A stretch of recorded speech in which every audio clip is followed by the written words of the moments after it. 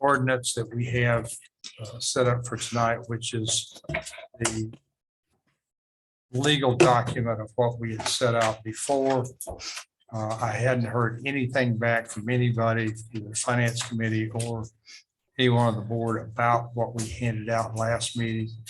So I had legal counsel draw this up, and it is what it is. If anybody's got any questions, speak now. Would you like for me to give a brief synopsis? Yes, I would. This is verbatim the existing ordinance with the edits that were necessary to assign the various tasks of the recorder and treasurer to the respective positions. I met with Ms. Recorder Durham first and down the chapter. I went to Samantha separately, went through it. They were both totally on page as to which section or which duty should be delegated or assigned to which office or officer. There was no dispute, there was no argument, there was no contention on any point. I did get a question from Chairman Brock about section 1-309, which has the word "bill" by it in the draft of ordinance in your packet. That section 1-309 provided as follows: to serve as treasurer, the recorder shall also serve as treasurer for the city. Obviously, that section of the former municipal code is by adoption of this ordinance being repealed, because those duties are in fact going to be performed by a separate treasurer, as is otherwise provided in each section. And Samantha merged the changes or the assignment of duties between she and Ms. Durham in this final form that's contained in the packet. And it's been approved, and as far as I know, it's exactly what it was intended to be. Okay. Yeah, that was the only question I had, because I didn't have a red line copy of the other one. So It was prepared. I don't know what the word processing platforms that are used are, but it was not one that would convert to a format that had red line available to it, at least not with my limited technical skills. They both have to be bonded, correct? Yes. yes, And the same requirements apply for the taking an oath, serving at the will of the board. Necessary responsibilities if leaving the position in terms of turning over books and records and settling and finalizing accounts. All those same provisions are brought through into this. This was only a rewrite to reassign the various duties of the two positions. it's just separating the two, plus taking out the pronouns. I think they made it gender neutral. Neutral. The only other thing I've noticed in 312 about the resignation, it almost seems like that's a little more descriptive of the treasurer than recorder. I'm sorry, which section? 1312. Last one.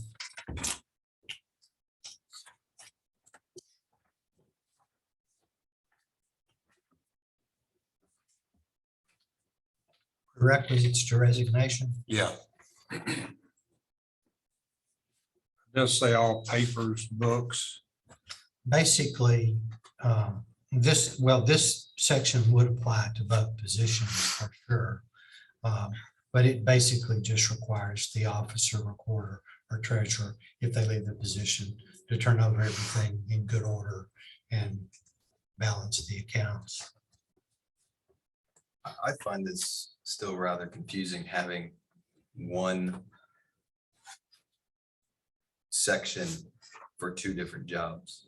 And it's just, what, yeah, I can get it that the treasurer shall, that's what the statement says, but it's, and it goes on the recorder shall. I mean, it's just, can we not have a job description for the treasurer and a job description for the finance director? You can have whatever job descriptions you choose to use administratively, like, for example, I believe you made a comment about recruiting, the necessity of a job description or the advisability of a job description when you're recruiting. And I totally agree with that. This is part of the actual code. A job description in and of itself isn't a part of the actual code.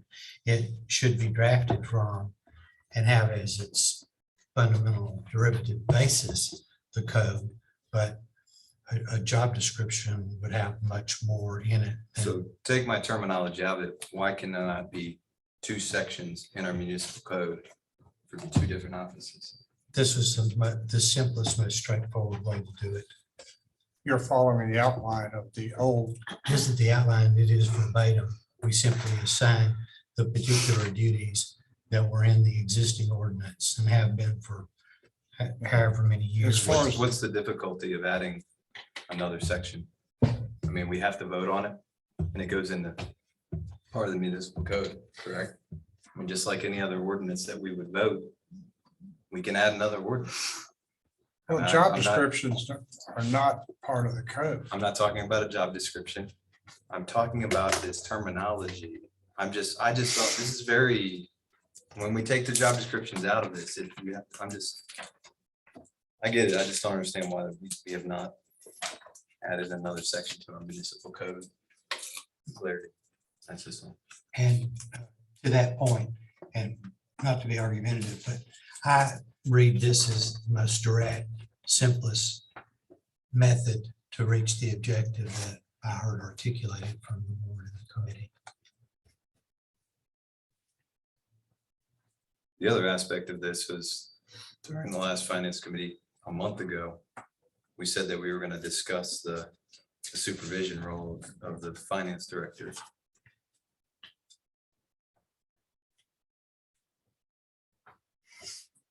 At the time, said we could bring it up to the board. It never was brought up to the board.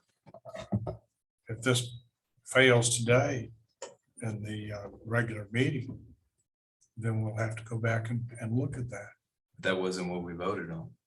We didn't vote. We just said that we would do it. We said that we would take it up. So I do have a comment on that aspect. And it appears to me that we have two juxtaposing supervisory structures regarding the finance director. One has the finance director reporting directly to the finance committee, which gives a sense of a more direct supervision of taxpayer funds. The other has the finance director reporting directly to the city administrator, just like all other city department directors, which allows for more direct attentiveness to employee needs and departmental culture. Do we not need both of these outcomes? Supervision of taxpayer funds and effective departments.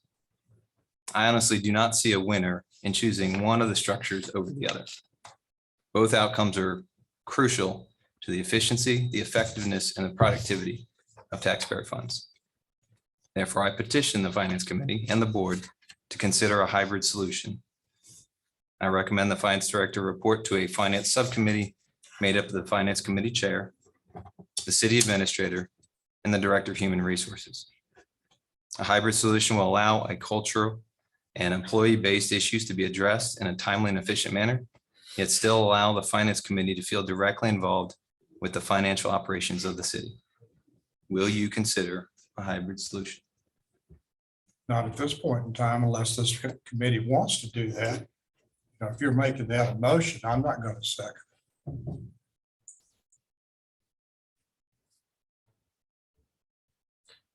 I mean, I'm happy with this. It's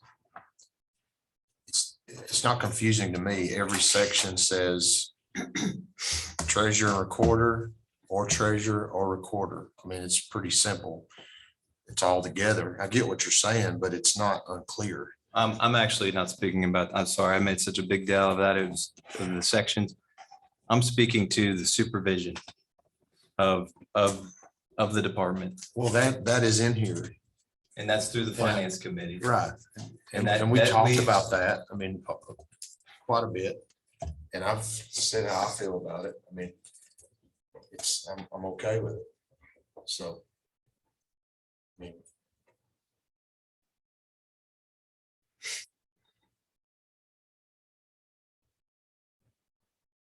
I think it's a shame that we don't have a way for daily administrative issues to be resolved without a finance committee.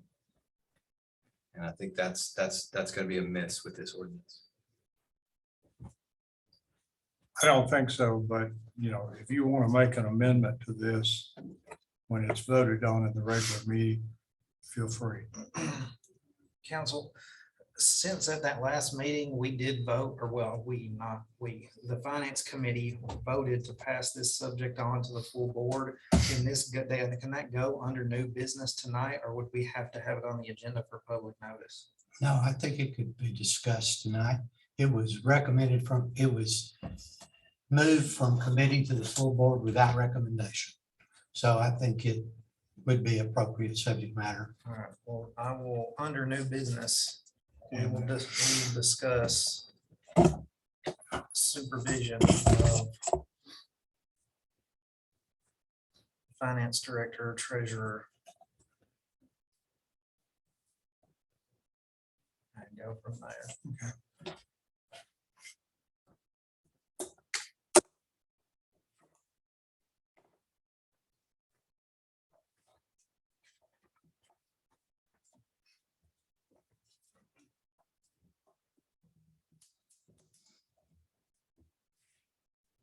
I don't even think that we need a vote to pass this on through. We've already done that. Yes, you have. Okay. But you probably should, for the record, go ahead and vote to send this final draft up to the full board for approval. Okay. I'll entertain a motion to do that. I'll second it. In discussion there, this, what we're doing, because this could have been totally approved by this committee, but last time we said that we would send it to the full board to let everybody weigh in on it, which that's what this is. So, I mean, it's not like we're doing something that we No, said we weren't going to do or anything. I mean, and we are going to discuss it. right. So I'll make a motion to second, then all in favor, say aye. Opposed? Okay. Which now brings us up to the appointment of a treasurer. And we have had Samantha has been the temporary acting treasurer, however you want to put it. And I don't know if this is the time to bring that up to the board or not. Even though it's not on the agenda. I think it's been the subject of your last 2 or 3 committee meetings, so I don't think there's any notice issue. Okay. So we can, as part of this ordinance, we can bring that up. That we would remove that temporary tag. Until this ordinance is adopted, you don't have the position to appoint. Okay, But as soon as this ordinance is adopted, that would be the time to make the appointment permanent. But that is an issue and a matter for the full board, because this position. should we wait till the next meeting and put it on new business then? I don't really think it matters. If this ordinance passes intact, I don't know if there's any need for further delay, but that's really, I don't think there's a legal issue involved. Okay, I just wondered where to put it on the on the agenda. Well, I'm kind of wondering about this now, whether it should go under 9, new business, or just go under 11C. Ordinance number 1831, That would be correct. the discussion of the supervisory role. So we'll just, I mean, I know we're not in the full board meeting yet, but we're just gonna discuss that under. Well, when we bring that ordinance up, anybody can amend that ordinance. So we'll just discuss the supervision of the treasurer along with Okay, the ordinance in its entirety. I mean, I would just bring, we'll bring the ordinance up. Get a first, get a second, and then we can decide if somebody wants to amend it. Is there any requirements of opening the job internally or externally? Not that I'm aware. I've talked to HR and they have no reason to say that we need to advertise or not advertise. It's up to us. If we advertised and we hired somebody else, we're one over our budget of people. We have to get rid of somebody. That, I mean, we don't, if it's an appointment, It is. there's Doesn't then make any there's no need to post it because it's not a hireable position. I mean, it's, She said it's not, I mean, it can be posted if you wanted to. yeah, but but It's just- not It required. doesn't make any sense to do that. All right, is there anything else to come before the finance committee? Not, we're adjourned.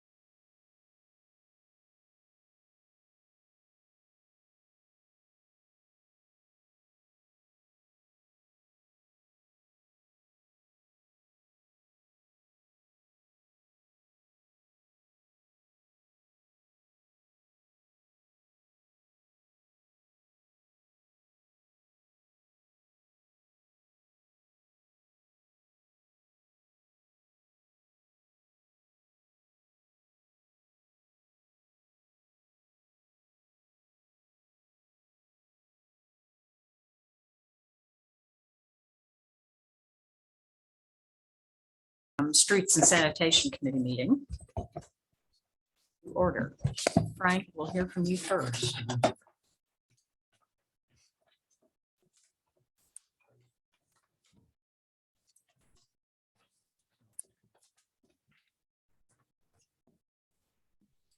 Yeah, the first thing on the thing is closing Bridge Builders Road. We've had a request from Danny Gillette. Nolan has the letter from them or whatever. And it's more or less, it's not really a 2-lane road. I mean, you have to kind of, if you meet somebody on it, one of you's got to get in the ditch. I mean, it's pretty well that narrow. There is a bridge on it that is very narrow. It's no guardrails or anything on it. I think that is a unsafe spot in it. And I think this would be a good thing to close it just because, I mean, it is a very narrow road. And we're not, where we're closing it at is not deadlocking anybody from their land. So it should be, everybody should have access to their land. There are some houses back from coming in from 911. There are some houses, there's the little road, and I think there's 3 houses back in that area. But on the other end, it's the state owns most of it. It backs up to the state highway. Is he the only one that's complained or written a letter? I think I seen another one, Daisy Hobbs, used to work at Civic Yeah, Center. I know Daisy. I think she sent in a letter too. I'm not 100% sure on that, but I'm almost positive he said that she'd sent in one. Yeah, I drove it the other day and actually it's not, I don't even think it's really a bridge. It looks more like a culvert or Yeah, something. like a box culvert. Yeah, it's in bad shape and it's very narrow. There's a road on either side of it that's used then? On the 911 side, Yeah. coming in that way, there is there's 4 houses on it. But I'm not for sure where the Mr. Gillette lives. I don't know if he's one of them houses. And then On you that stop- road. If you stop it there where the first X is, Yeah, and then you go on over to the second X, it's an open road all the way out to National Highway. Yes, goes Yeah. all the way through. yeah, it's So we all just the way cut through. road in two. Yeah, more or less. I mean, it goes to Nashville Highway, Both ways. but it's just the from Paris Street there is where we're. I mean, if you drive out by there, you're looking like you're going in a driveway. If you come in through Paris Street, it looks like you're turning into a driveway. But now, the other end there on Nashville Highway towards 911, there is Womack Trucking has access to it. You can see their little road right after the 911 center. You're just talking about closing it between those 2 X's. Or Yeah, You're yeah. not gonna close it back there. at No, Pierce? no. It's a horrible road. I mean, it's very narrow all the way through, actually. Think that for you. And it looks like it. Take it Main Street and cut it too. I don't think so. No, Not even this, close. I'm pretty sure this is not a highly traveled road. Just I doubt it. because, I mean, it is like a 1-lane. Mhm. Is there any kind of protocol you have to do? I mean, you have to deem it abandoned, or do you just put up a roadblock? Well, I think historically, the board has considered the concept of abandonment and declaring property or roads or public accesses like to the river abandoned and declare them abandoned before they took further action. What happens if somebody buys land down on on the part that's closed and now doesn't have access to it, right? Yeah, so the map that you have in your packet Yeah. doesn't show the actual parcels. But when our office was first notified about that, we looked at the parcels to make sure that no one would be prohibited from access to their actual parcels. So the parcels back in that area are quite large. And the other point I wanted to make is that this is a very rough estimate of where the proposed closure would be. I think any motion would need to be clearly stated that Frank and his team and his group would go out and look to make sure the exact location of the closure. But we have looked at that from our mapping software and made sure that there's no location that a property owner could not access the. Yeah, but you've got, if it's that big a land, you got somebody that might be willing to subdivide to make a subdivision out there, then what? That is true. That is a valid point. If you subdivided off of that, then it would limit those options. It would do that. I think the bigger issue or that we looked at as staff is that from Paris Street Yeah. to where the Womack transportation, it does not feel like a city street. It feels like a one-way driveway. And as Frank mentioned, we have two cars coming together.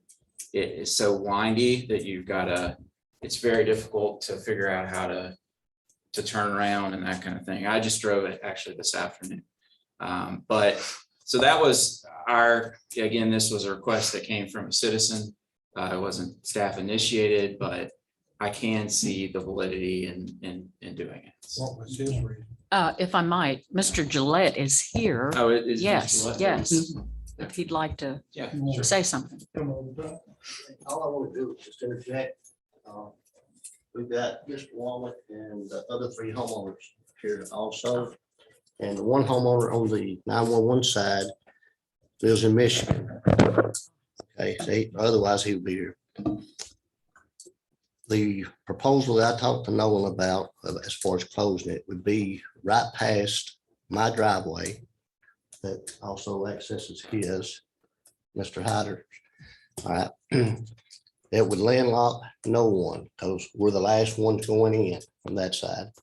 Coming in from Parish Street, not looking at closing it to Parish Street because I own two lots down Bridge Builders from that end, and I'm the last property owner other than Miss Hobbs, and she has access right across from my mobile home to her field, which is the only, I think it's maybe 6 acres there that's the last people that would get involved. And it would be where TDOT's fence comes back out and hits Bridge Builders Road. That's where it's at. And, I've got a dump truck and I come in late at night sometimes. And I've actually had one lady had to back all the way down. And she backed off into the creek down at my driveway. It's a safety thing. Yeah. It's last year on the maintenance side of it. I'm not slamming anybody. It got mowed twice on the road side of the ditch.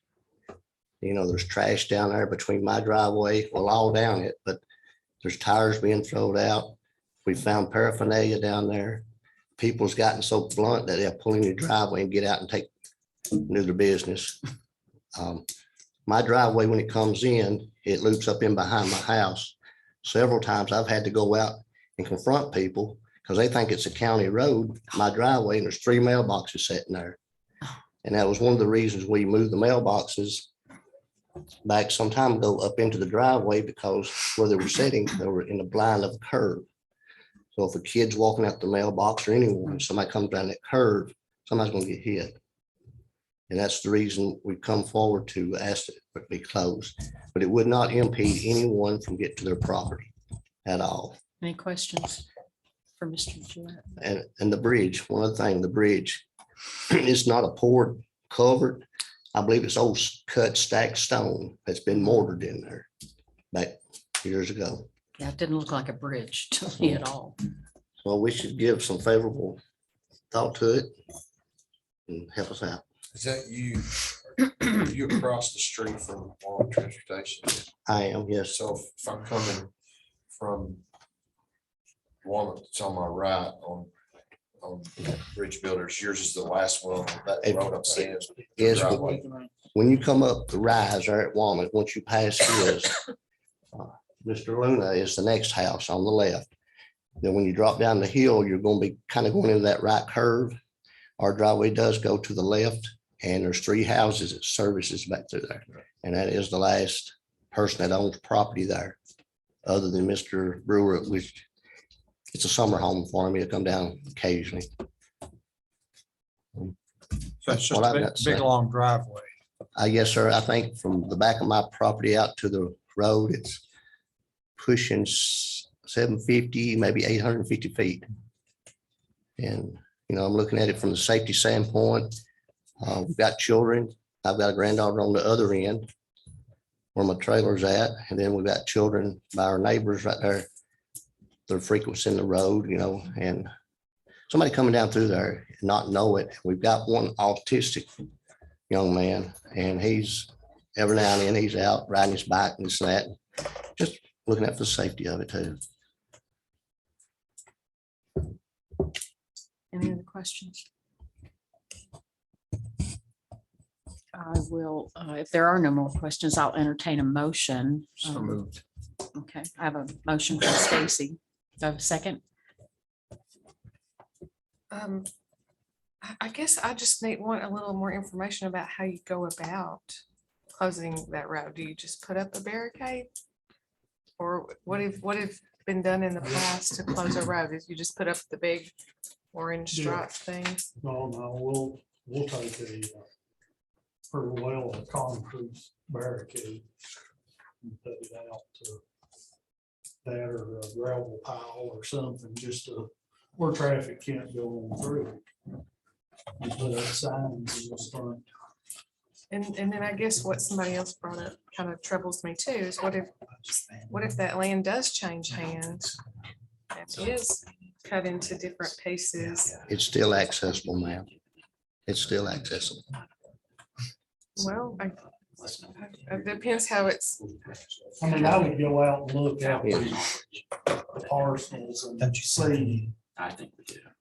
I do. It can always be reopened too. Yeah, it can be reopened well, I guess it if seems like, that does happen. would we be not to find out all that first, where Yes. we would close it? Yeah, Excuse me for interrupting. no, please do. David and I were talking. It would be our, I think, advice Yes. that notice be given, more notice be given to affected landowners, that is, properties contiguous to this stretch of what is now a public road, even though a very inadequate one, to make sure that the abandonment is done with the proper underpinnings of notice of to people's rights might be affected. We have to worry about not only landlocking property owners, we also have to consider the concept of impairment of existing access to a public right of way.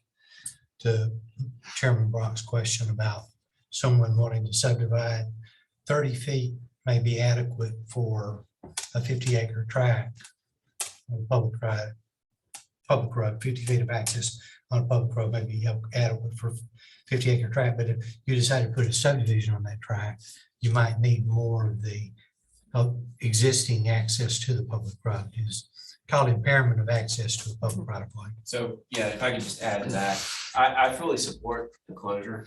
And I think I said that earlier. I want to make sure that the closure is done correctly from a legal standpoint. And I think giving that full notice and mailing out to all the affected property owners is the right way to make sure that that is done legally. So my recommendation would be for us as the city to go through that process and not vote on that tonight, but to do that formally. But I do want to say again that I am in favor of the closure for a lot of the reasons that you mentioned. And I don't think it's a viable through street. I mean, I think if you just drive it, you'll agree with that. So that would be my recommendation is to table this with the idea that we would give that full effective legal notice. And again, but I just want to close with saying from a staff perspective, we do support the closure. I want to ask one question. Yeah. I understand your point about impeding access, but given the fact that that's a largely undeveloped area out there, do we have to do that in finality, or can we close that temporarily, or can we close that with the caveat pending future development and needs of the community in the future? Can we do that with that caveat? That way we're not locked into that. We can close it, but if someone decides to develop that piece of property, then they would have the right to come back, petition us, and then we would open it to service their property. That probably serves both causes, would it not, Mr. Barrett? Yeah, I mean, we would have to research that to find out the exact, and if we're asking for a temporary closure tonight, I don't know. I'm not sure if that would be probably the better way to go is to give the full notice. But I do think that's an option that we can look into. I don't know the answer to that question specifically, but we can research that, Tim and I, and come to a consensus about how we would move forward with that. But I do think that's an option. Yeah, I heard Tim say that, yes, it probably could be reopened. Just because you abandon it doesn't mean that you don't own the property. Well, the city doesn't own it. Well, I think we'd have to get with the technical terms. I mean, we could close it, but not abandon it. If we abandon it, I do think that would be, because we have rights of way today where we have abandoned areas. And what's happened in that case is the property owner on each side takes it 50-50. And I know some spots in the city where we've dealt with issues since I've been here where that's the case. So that would be an option. So we're really, the options are abandonment or closure. Closure would mean we would keep the right of way and maintain that. But I think either way, legally, we are best served by giving everyone notice for that and then taking the vote. So Tim, does Stacy need to just withdraw his motion or it just dies from No, I think you, lack of second? to David's point, could be tabled until we are satisfied the due process has been served Yeah. by giving adequate notice Okay. to all the affected landowners. All right. Is everyone in agreement? I would agree to You, that. Stacy? Yes. Okay. Okay. Let's see. Frank has another item to discuss. Peter Realty right here. And this right here, it's this right here says that State Bank, and then it comes to the bridge. And that's just a strip of land through there, which is level. Okay. Yeah. Okay. Well, we'll get back. Thank you, Mr. Gillette. Yeah, I think most of the property owners are here. Yeah. The only Except for one- Daisy, maybe. The only one that's not is Daisy. Yeah. Yes. We're not gonna have the person read these. We need to show We it. can go over. Okay, well, Frank has something and then David. How that works. I Okay, made that modified. I need to build a new salt shed. So that people. We have the property, the old salt shed is on the property of the blue building. And I've got a source well bid for the canopy. It's $8,481.99. I can, I think I've got the money in the budget to do this through street aid. And I've got two quotes here, but one of them is just a quote and it's pretty high. And they're basically, I think, the same, just about the same thing. But this Clear Span, they have source well, they're a source well member.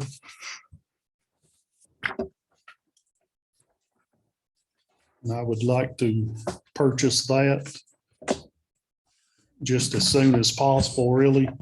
We're ready for it and we need to get the sod out of the old shed, what's on the blue building This is- property. I have a, oh, I'm sorry, go ahead.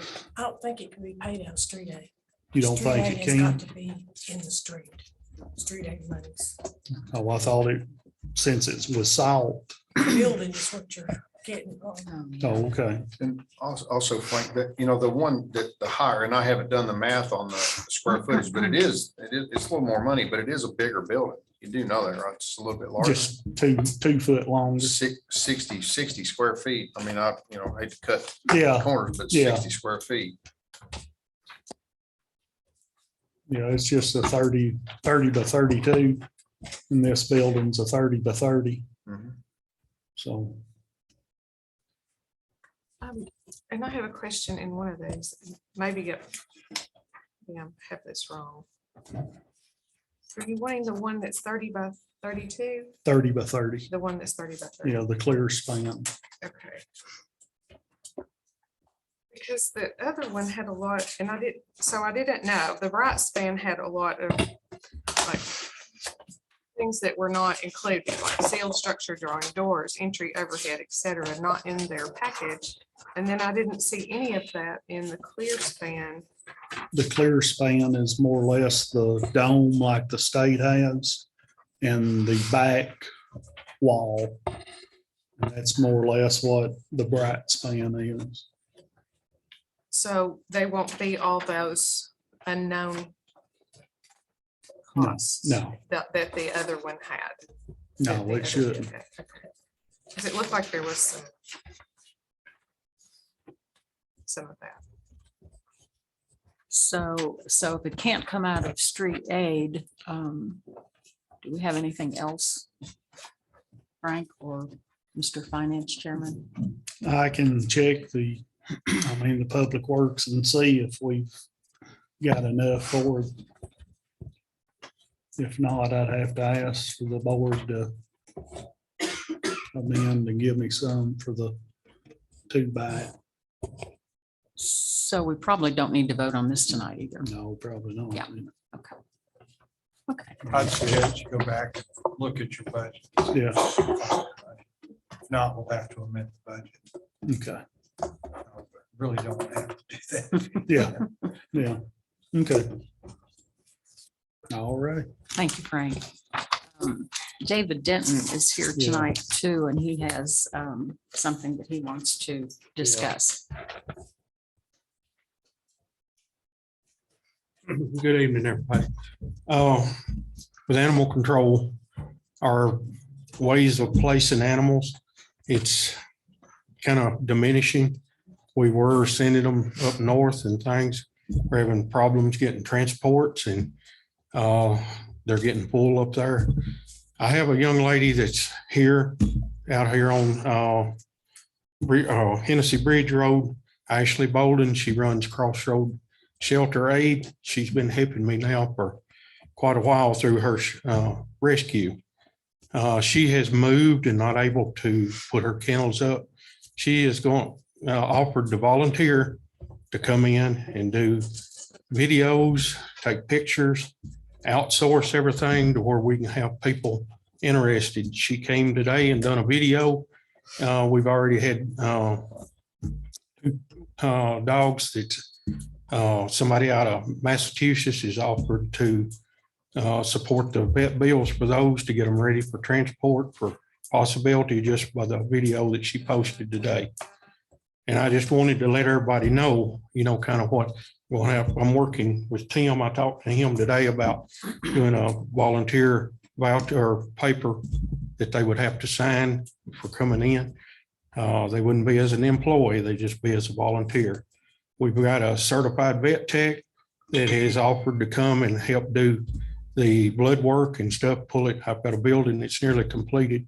She's offered to come and do the blood work and pull it for heartworms and everything, getting them ready for anything that's, we can get transport or somebody that will agree to take them. I just wanted to let everybody know. So when you see all this, it will be on social media the way it is. I didn't want somebody to say, well, didn't know about what was happening. And there's a lot of things on social media that gets blown out of proportion.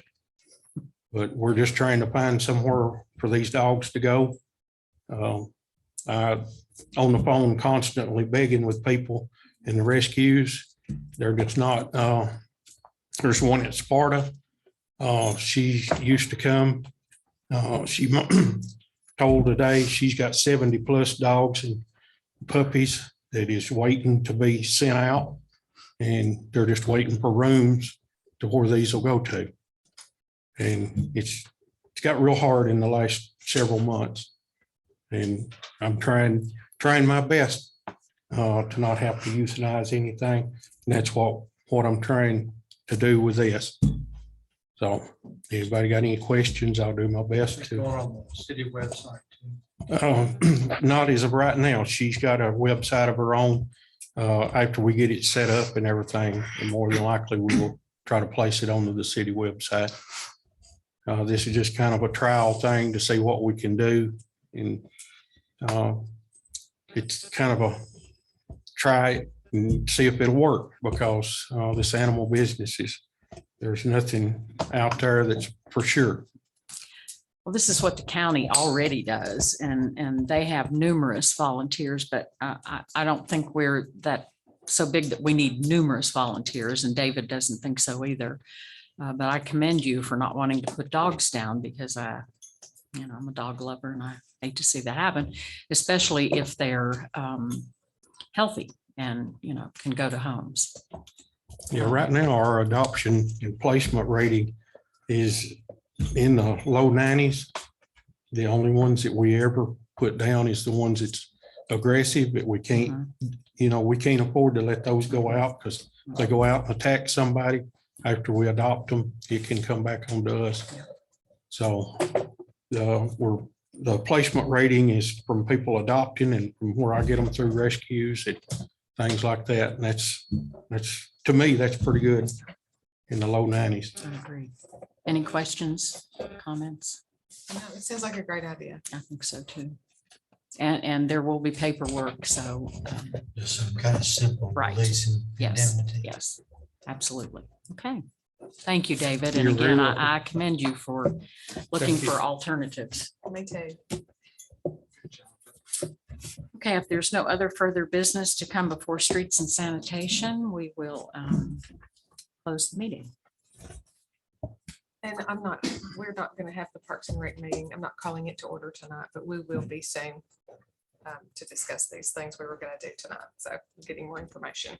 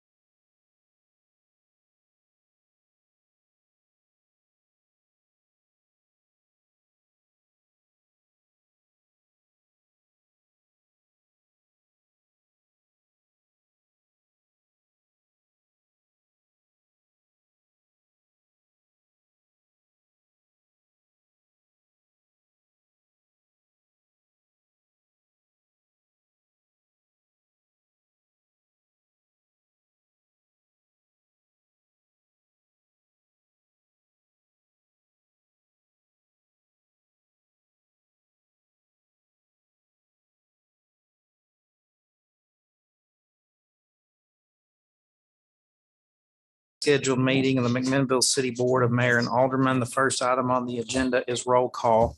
All the board members are present, may I just say. Thank you. Before moving on into the rest of the meeting, I would like to take a moment of silence for those being affected by the crisis in Ukraine. Thank you.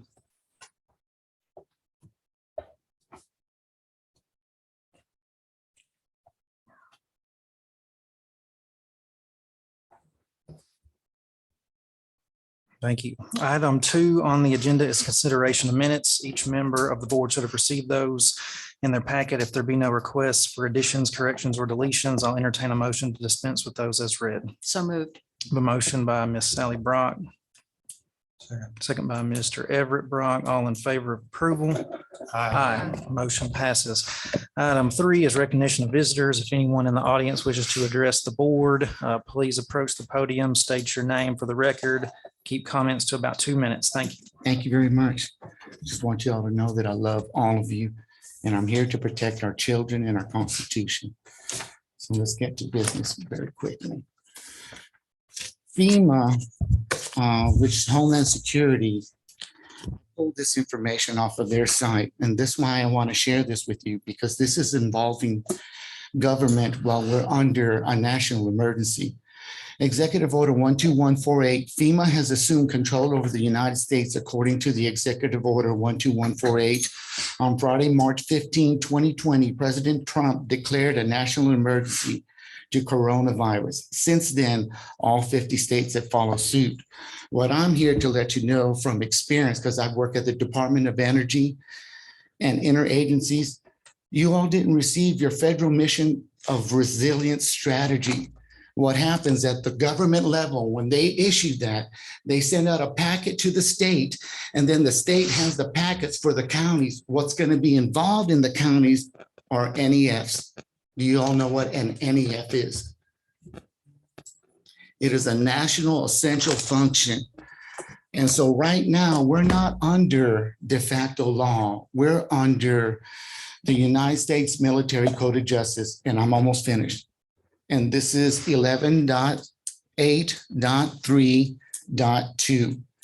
The compulsion of civil servants and other officials of local governments to continue to perform their duties must be justified by military necessity and consistent with applicable provisions of the GC. Now, this is their law. This is what the Supreme Court says. Emergency does not create power. Emergency does not increase granted power or remove or diminish the restrictions imposed upon power granted or reserved. The Constitution was adopted in a period of grave emergency. Its grants of power to the federal government and its limitations of the power of the states were determined in the light of emergency. They shall not be altered by emergency. What power was thus granted and what limitations were thus imposed are questions which we have always been and always will be the subject of close examination under a constitutional system.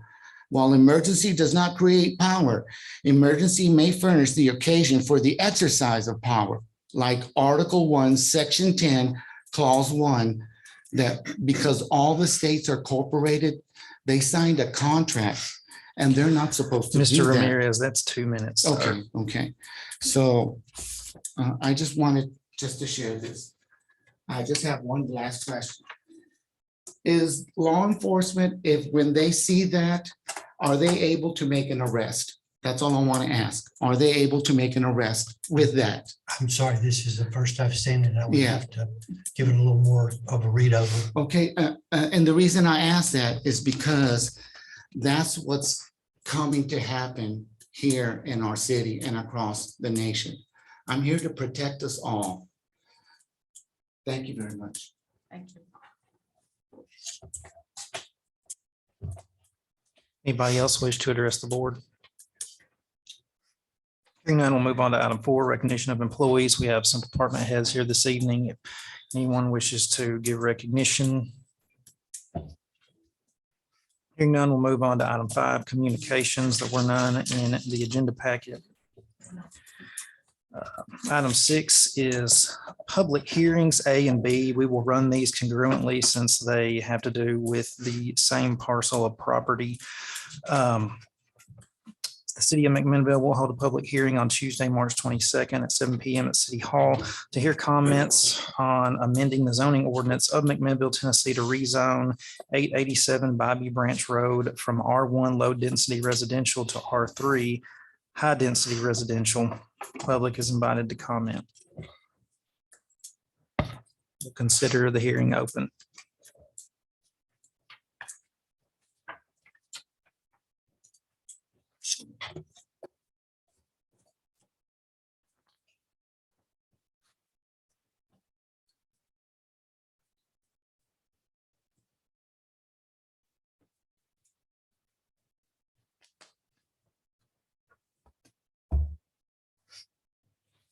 Hearing no comments, we will close the public hearing and move on to item 7, petitions. There are none.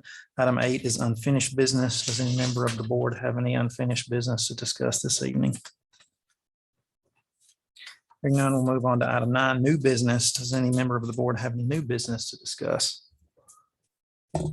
Hearing none, we'll move on to item 10, resolutions. Item 10A is resolution number 2164, resolution to authorize the city of McMinnville, Tennessee to enter into an agreement with Griggs and Maloney substantially in the form of the agreement attached here to is attachment 1, to authorize the mayor of the city to execute the said agreement on behalf of the city of McMinnville and to express the time when this resolution becomes effective. Is there a motion? Have a motion by Mr. Stacy Harvey. Second by Mr. Everett Brock. Discussion on the matter. Hearing none, we'll call for the vote. Stacy Harvey. Aye. Everett Brock. Aye. Sally Brock. Yes. Steve Harvey. Yes. Rachel Kirby. Yes. Zach Sutton. Yes. Mary Chester. Aye, motion passes. Item 11 is ordinances. Item 11A is ordinance number 1829, an ordinance of the city of McMinnville to change the zoning classification of a property located at 877 Bobby Branch Road from R1 low density to R3 high density residential, and to express the time when this ordinance shall become effective. This is the first reading. Do I have a motion? So moved. A motion by Miss Sally Brock, Second. second by Mr. Steve Harvey. We'll open this up for discussion. Katie, would you like to provide some context? Hello, everyone. Good evening. So these are two different rezonings, two parcels, but they are connected to each other, related to each other. And we'll take the first one, 887 Bobby Branch Road. This is the one that's closest to Bobby Branch Road. If you look at your zoning map. This is, as stated in the caption, of rezoning from R1 to R3. This was something that was, the situation of this rezoning is in your staff report, and we can get into it if you have any questions about the circumstances. Staff reviewed this rezoning and recommended approval to the Planning Commission. The Planning Commission reviewed it at the end of February, and after deliberation, recommended approval to you all, to the board. And I invite Rachel or Ryle to give any comment or any notes on the deliberation of the Planning Commission. I mean, for those who may not know, the backstory on it is these property owners went to build a structure. They were led to believe that this property was in the county. They went through the proper steps with the county to get the appropriate permits. But then we all came to find out that the property is actually in the city and the county. No, it's just in the city. Okay. And it's this one, this 887 Bobby Branch Road. The actual permit that was issued was on the one behind it on the Bobby Mhm. Branch Road one. So the next one that the next ordinance that we'll be voting on. Just to clarify for everyone's knowledge, I mean, the property itself, of course, is in Warren County. But from a jurisdictional standpoint, the city has the jurisdiction for building permits within its city limits. If it is outside of the city limits, that would be to the county. The county originally informed the property owner that it was in the county when that was incorrect, and the county has admitted that they were incorrect. So there is not a question as to whether it is in the city or not. Could I ask a question? Yes, sir. Was this property recently transferred to the owners that are building? Is that a recent property So transfer? the owner, the 887 Bybee Branch Road is Eddie Hennessy's property and he's here. And his daughter owns the one behind on the Bybee Branch Road, the landlocked lot behind it. So Mr. Hennessy, could you speak to how recently you, that property was transferred to Cassie? When was that? Well, we just gave that property to her. And we thought it wasn't gonna be no problem, but it turned out to be a nightmare. I'm so sorry. Yes, sir.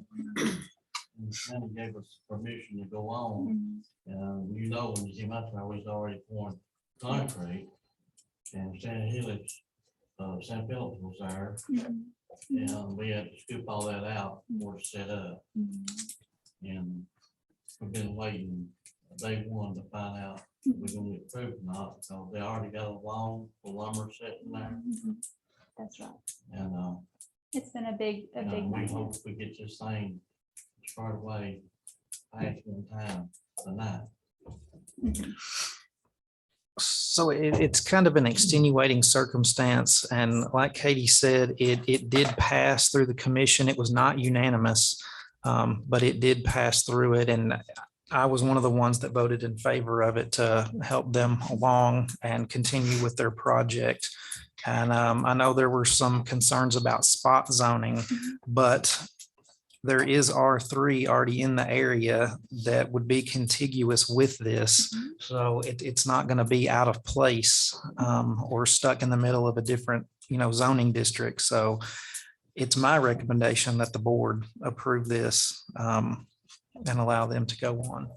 And Just, oh, understand that the issue is a setback. Is that correct? that's right. Where they set up the foundation that Mr. Hennessy was just talking about, the forms for the foundation is in the required rear yard. So they're too close to their rear yard How much? by 20 feet. They need to be 50 feet off of the rear lot line. And they are 30 feet off of it. And when staff looked at it, there wasn't the condition that would be a good candidate for a variance, which is another mechanism we have. So this is the kind of like proper legal way in order to preserve that footprint. But it also worked out as Ryle was noting, when we actually looked at the analysis for whether rezoning would work for this lot, it did. With 887 Bybee Branch Road becoming R3, it would become contiguous to R3 that's across the way across Bybee Branch Road. And then that is voted into R3, that would also then make this landlocked lot contiguous as well. And it also aligns with our land use and policy plan as well, which shows commercial and high density residential in this area. All right, two things. Yes, sir. Behind it is county, not city. That's right. So we're So not going to encroach on anybody else that's in the city by having the setback being 20 feet. that's right. It's And there's no exceptions in R1 for setbacks. the R1 setback is 50 feet. The R3 setback is 25. I know, So but it would there's be no outside. exceptions. That's right. Of the variance would be the process to gain relief from R1 setbacks. And as I mentioned, this property with the way the land lays, it's not a good candidate for a variance. But There's it's no, not going to hurt anybody inside the city by having this back. that's right. And I would say too, that the county, as you know, does not have zoning. And so they can build any number of uses and put them wherever they want on their land. And so it also will not hurt anyone in the county as well. And I was on the planning commission and I voted against it just because R1 seems to be something that needs to be protected. But if you really want to solve this problem, then this is probably the way to solve it. And it just happens to be on the county line, which, makes it a fine, or I feel like it is, but we had lots of discussion on that. Yes. So this is county.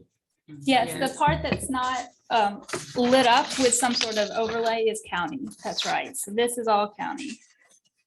So it's like, it's gonna be like it's in the county too. Well, it'll be like it's an R3. Like an R3. Yeah. In the city limits. Yeah, and to that point, one of the things we looked at is the character of the property. This is properties that were annexed into the city.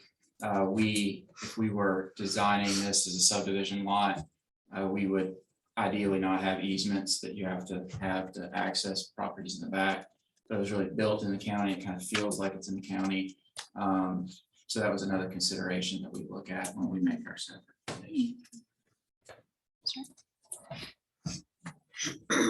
So for this ordinance, we would recommend approval. And then for the next ordinance, we would recommend approval on the condition that this one passes to, is voted and approved to R3, if that makes sense. Any further questions, discussion? Hearing none, we'll call for the vote. Sally Brock, Yes. Steve Harvey, Yes. Everett Brock, Yes. Stacy Harvey, Aye. Rachel Kirby. Yes. Zach Sutton, Yes. Mayor Chastain. Aye, motion passes. Item 11B is ordinance number 1830, an ordinance of the city of McMinnville to change the zoning classification of a property located at Bobby Branch Road from R1 to R3 and to express the time for this ordinance to become effective. Is there a motion? Motion by Mr. Everett Brock. Second by Mr. Steve Harvey. Again, any questions or discussion? Is there any building associated with this, or you just want to make it contiguous to the R3s? What do you mean? Is there any building Well, I associated? mean, there's nothing that's being built on this particular property. So this one that we're focusing on is that one that's landlocked in the back. And that's what Mr. Hennessy's talking about. This Okay. Cassie and her boyfriend Matt are building a home. And so there will be a single family home on that property that's what we know of right now. So.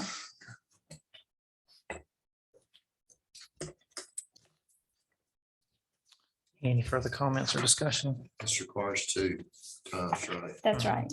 Yeah.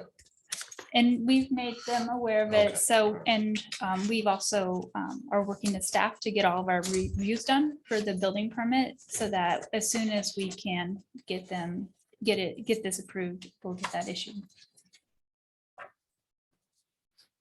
There be no further questions, comments, or discussion. We'll call for the vote. Everett Brock, Aye. Steve Harvey, Yes. Sally Brock, Yes. Stacy Harvey, Aye. Rachel Kirby. Yes. Zach Sutton, Yes. Mayor Chastain. Aye, motion passes. Item 11C is ordinance number 1831, an ordinance of the city of McMinnville to repeal in part and amend chapter 3, title 1 of the municipal code of the city of McMinnville, which outlines the city recorder position to develop the position of city treasurer and to set the date that this ordinance shall become effective. This is the first reading. Do I have a motion? So moved. A motion by Mr. Everett Brock.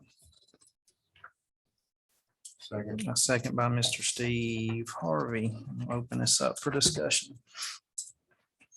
As we talked about it in the finance committee meeting, this separates the two positions, the treasurer and the recorder position, which has been one in the past. Everybody's had a chance to look at this over. It is what it is. So. Any other questions? I think my comment, it was illustrated to Finance Committee and most everybody was here except for Mr. Stacy Harvey. I think the supervision is a challenge for me. I think it's good in the sense that the taxpayers, there's a close pulse to the money for taxpayer security. However, we also need the department to be efficient and effective. And I would recommend that we consider a hybrid solution where we have supervision by a finance subcommittee with human director, resource, city administrator, and the chair of the finance committee. So two committees?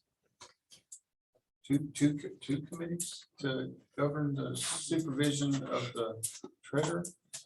One committee. Well, but the resolution says clearly that it's the finance committee. So you're asking for a subcommittee. He's Correct. recommending an amendment to 1831 to form a subcommittee to oversee this new position. Every department in the city of McMinnville reports to the city administrator. And above the city administrators is the committees and the board. This bypasses the city administrator. And I understand why, because we want to pulse on all things finance, the audits and everything else. What I'm suggesting is rather than just having it go directly to the finance committee, that takes out HR, that takes away city administrators. Having a committee, so if there is a daily issue that needs to be resolved, a cultural, an efficiency issue, that can be dealt with here in City Hall, rather than calling the finance committee and requiring an open meeting, so on and so forth. I won't support that. At all. I don't think that we've had problems in the past doing it this way. I don't believe that there's been any event that would cause us to have HR involved in finance at all. They're not involved in my business at all, in finance. We're talking about a department with employees. We're not talking about the running of the finance. We're talking about the actual employees and the management of employees. I understand, but HR should be a consultative position, not an integrated position in an organization. They're there as a resource. They're not there as a fence post. And what about the city administrator? Everybody knows what I think about that. You know, we gotta have some financial acumen. And to your point, we have had some challenges in the past, and I think every department needs to be able to have some supervision on a daily basis. I think that's what this board's elected to do. That's what our job is. This particular ordinance did not change anything from what we had in the past, other than separate the two jobs. Yes, sir, I understand that. And what Mr. Sutton is wanting to do is to have, I assume, have that report. I'm not sure what a subcommittee of finance committee would look like, but basically to have it report to the city administrator rather than the finance committee. Like I said, I'm not sure what a finance committee subcommittee would look like. Well, I'm just trying to think outside the box, because I knew that it was not favorable to have, like every other department in our city, reports to the city administrator, and the city administrator reports to the board. Every other department. Why is the finance different? Well, finance is typically that way because it's finance and everything else is operations. So the finance department governs the operations of any organization because it's all budget based, whether it be income or expense. Finance governs all of it. Does that change in the hierarchy? The board is still over the city administrator. I agree, but then we have a layer of bureaucracy between the department and the board. That's what I'm trying to avoid.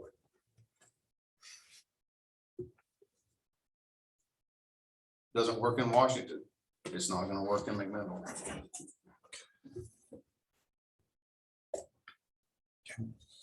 Can we vote on this up or down? And if it goes down, then make the amendment, or? do you- Well, there's not even been a motion yet. Well, I'll make a motion that we accept this. I'll say. Wait, I'm sorry, go ahead. the original, We already did well, that. I was talking about what Zach's point. There's not been a motion to, Amend. yeah, so That's the reason I'm making the motion. You're making the motion to accept. To accept it as is. Recommendation. Oh, as is. As is. So we already did that. We already did that. We already have a motion on the floor to Okay, accept. the all right, resolution I'm as sorry. is. That's right. You're right. Zach's commentary came after that. Okay. Now, if you want to make an amendment, you can do so.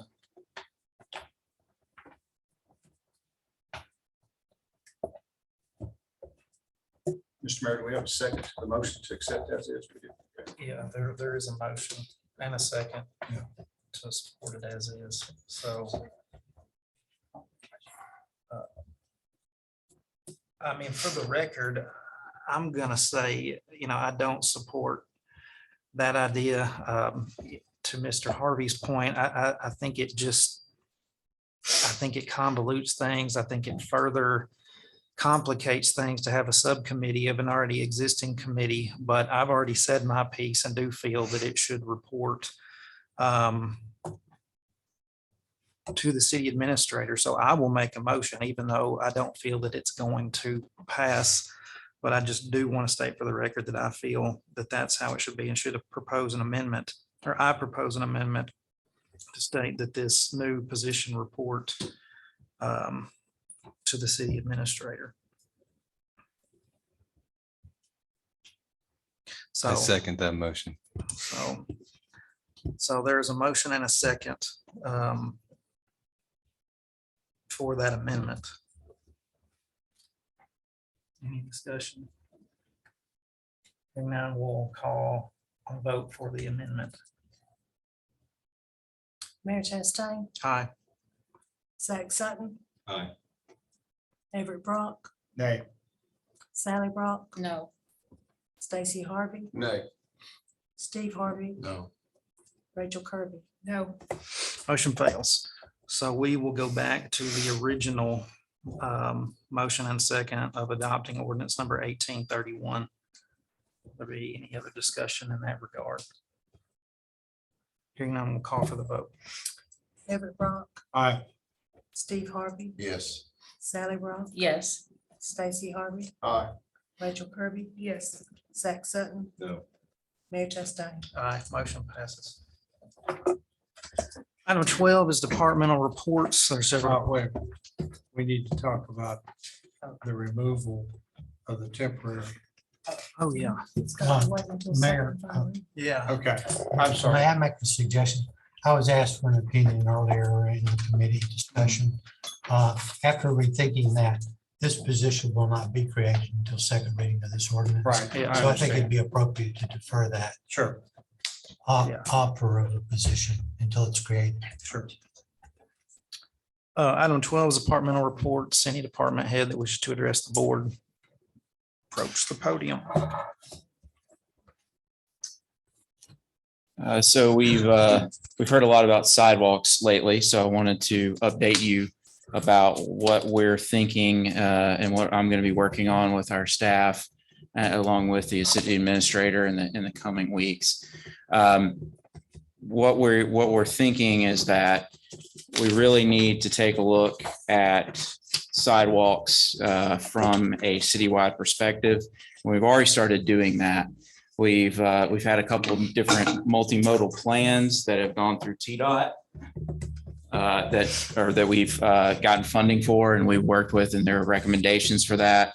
We've also had a sidewalk assessment that's been done by Lyndon in my department. So we've got a good amount of data that we have collected on this, and I think there are other areas that we can look at, and other discussions that we've had, other suggestions of different roads that may or may need the sidewalks. And so what I'm thinking is that the next meeting will have a list of those. They again come from statements made by members of the board that have as suggestions, that have come from the plans that we've created, and take a look and see realistically what we can fund going into the budget year as far as sidewalk improvements. So that's one thing that we're looking at doing, and I wanted to see if anyone had any questions about that approach.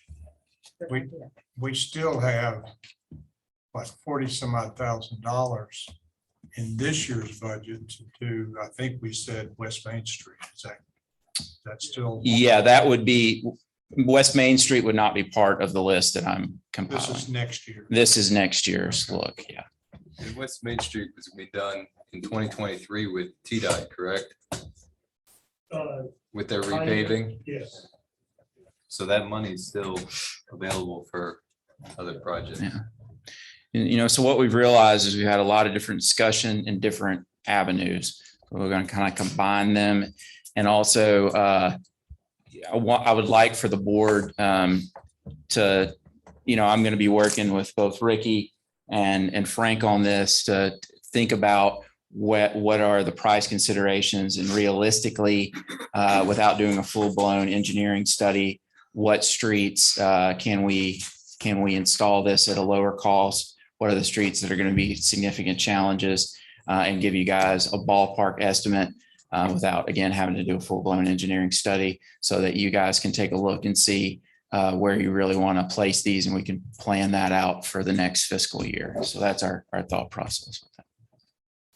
How many years do you think this might take? Oh, gosh, it's a multi-year process. I'll wait till we have the list before I can give you a total of the number of years, but this is not going to be a 1 year thing. I will say that much. This is going to be something that we would need to budget for, and, multi-years looking out. And Post Road is on that list. The tentative list. Yes, it is on that list. Nolan took a first crack at it. And then I'm going to be refining that and adding from our plans and those things, and working with our department and our other two departments that are obviously very intricately involved. If you might, I'd like to make just you may already know this or not, but cement, and Frank, maybe you know or not, but most of the cement companies are putting everybody on allocation right now. So when you make these plans, I would check with your suppliers, because they're going to have priority contracts. And especially somebody like IMI is going to have TDOT contracts, are going to get first round at that. And then it's going to come down. So it may be not possible for you to do certain things based upon your priority of volume with the ready mix supplier. Because it's getting pretty rough out there right now, and it's not going to get any better for a while. Yeah. All that pet money is sucking that. It's a scam. The whole thing is that they're just jacking our prices up is all they are. They're just jacking our prices up. I mean, it's gone up almost 100% in 30 months. 100%. Yeah. And that's obviously gonna, as everyone knows, that's gonna raise the dollar tag. And, I think that there are streets that, that when we look at what the cost is, it can be variable based on topography, based on where the water lines are existing, based on whether there's a ditch, based on whether there's right of way we got to acquire. So it's a multifaceted kind of thing that I'd like to give a little bit of, direction to the board, is where are going to be the easier avenues, and where we can kind of get bang for our buck. The one thing that the plans that we've done here lately really show is spots that there's a real short lack of what I call connectivity. So it may just be like 1 or 2 lots that don't have a sidewalk. So those are kind of good bang for your bucks, if you will. And so, but they don't always get the attention or the phone calls that you might get. But what they do is create access from, a school to a park and that kind of thing. So that's one of the real benefits of doing the plans that we've recently done. But I think we've got a lot of information, but we don't have it in the same place. Might I ask one more thing? I've seen some local scuttlebutt about, there's someone that's saying that all of West Main has a historic sidewalk. When you break that out, will you please delineate the area that's considered historic? Because there's a buzz out there in the community that West Main is historic. So if you wouldn't mind, just separate that. That way it's clearly easy to see, because there's some confusion on that. And I think that could be problematic for us if we start moving down that way without that being clearly defined. Sure. And to be clear, it is just one little. We know that, but I understand that. It's only 80 feet. I understand, but no, it was termed all of West Main, save our West Main historic sidewalks. And I don't want that to. That's historic concrete from 40 years ago. Yes, I understand. Yes, sir. I understand. David. Thank you, sir. I think this is wonderful. We've talked a lot about stop signs and speed tables and enforcement things. And if we can just get our citizens off the streets, that is a huge game changer. Yeah. One thing I will say is I feel like, we've had this policy. If you want a sidewalk in front of your house, you pay for the concrete, we'll build it. I think with this type of strategic overlook from a Mhm. citywide perspective. We're actually asking, homeowners, can we put a sidewalk in front of you? I really feel like the people who are going to be using this are the taxpayers. Mhm. Really, the taxpayers should be paying for these sidewalks that are going Yeah. in front of people's houses. And I think looking at our sidewalk policy, I would need to get back and see if that's been informal or formal, if it's documented somewhere. Off the top of my head, I'm not sure of that, but we can research that. But we can certainly look at the policy and, have that voted upon as part of this process as we move forward. But yeah, particularly in these spots that are what I call bang for your buck, which is a couple of different lots that really just don't have sidewalks, but can be added and then people can use them. So, yeah, we can Just definitely look take a at look it, at it. have a street aid. I'm sorry. Street aid is where it needs to come out. Oh, okay. If we possibly can. Sure. And like I said, the multimodal grants are Yeah. out there. We've had one for 10 years that we're finally cashing in. Absolutely. Okay. Well, unless there are any other questions, that's all I have tonight. Thank you. Thank you. Oh, did someone, are you? Oh, okay, yeah.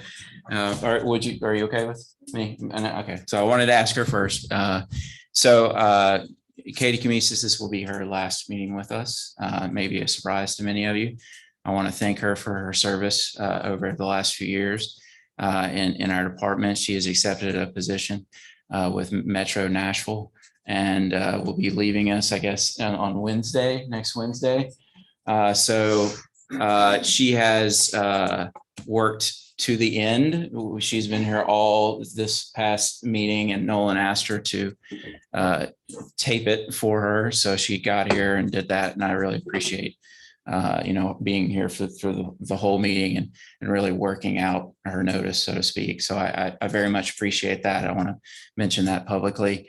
We wish her all the best, but yes, this will be the last. I'm sure she'd love to chat with you afterwards. Thank you, Katie. Say that I have enjoyed working with all of you on all the different things we've worked on and all of you all and all the things we've worked on. And I have learned so much from all of you. And I just, you have all made me a better planner, better professional. And so I just want to say thank you. And I've enjoyed my time here with all of you. Thank you.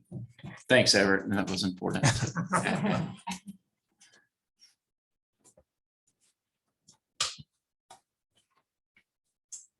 Just want to let everybody know I had two canine handlers, Joey Butler and Jay Hutchins, completed their canine handler and were certified last week. It's an all-week school in Paris, Tennessee, so they did real well. And we're have a roof getting worked on, and I'm tickled. So maybe it won't get too wet. That's all I have. Thank you. Anybody else? Any announcements? There are still some tickets up here for the Child Advocacy Center Gala, the city tables, if anybody wants those. Council, do you have anything? March 25th is David Now, Power Acoustic Concert, Park Theater, 7 p.m. Awesome. I showed up last Friday night. Walked right up to it. Whoops. Better a week early than a week late. Yeah. All right. If there's nothing else, we'll stand adjourned. Thank you.